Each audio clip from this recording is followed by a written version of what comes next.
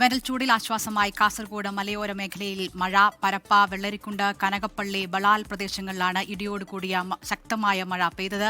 പ്രദീപ് നാരായണൻ വിവരങ്ങളുമായി കാസർഗോഡ് നിന്ന് ചേരുകയാണ്. പ്രദീപ്, ആശ്വാസകരമായ വാർത്തയാണ്, പക്ഷേ വേനൽ മഴയാകുമ്പോൾ കുറച്ച് ജാഗ്രത കൂടി പാലിക്കേണ്ടതുണ്ട്. എന്താണ് വിവരങ്ങൾ?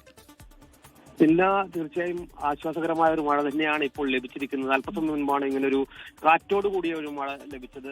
ശക്തമായ ഇടിയും സ്ഥലത്ത് ഉണ്ടായിട്ടുണ്ട്. എന്തായാലും കിഴക്കൻ മലയോര മേഖലയിൽ മാത്രമാണ് ഇത്തരത്തിലൊരു മഴ ലഭിച്ചിരിക്കുന്നത്. എന്നാൽ ഇപ്പോൾ തീരപ്രദേശങ്ങളിൽ പടിഞ്ഞാറൻ മേഖലയിൽ പക്ഷേ പടിഞ്ഞാറൻ സൂര്യൻ ഉദിച്ചു നിൽക്കുന്ന ഒരു കാഴ്ചയാണ്. അല്പസമയം മുൻപ് മേഘാവൃതമായ ഒരു അന്തരീക്ഷമായിരുന്നെങ്കിൽ പോലും ഇവിടെ മഴ പെയ്യാനുള്ള ഒരു സാഹചര്യമില്ല. പക്ഷേ കിഴക്കൻ മലയോര മേഖലയിൽ അരമണിക്കൂറോളം ശക്തമായ മഴ രേഖപ്പെടുത്തിയിട്ടുണ്ട്. രാജപുരം, റാണിപുരം മേഖലയിലാണ് ഏറ്റവും കൂടുതൽ മഴ പെയ്തത്.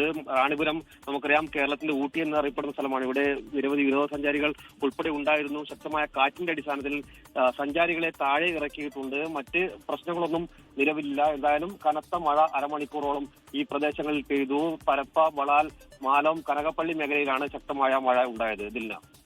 ശരി, ആശ്വാസകരമായ വാർത്ത. കാസർഗോഡ് നിന്ന് പ്രദീപ് നാരായണൻ വിവരങ്ങൾ നൽകിയത്.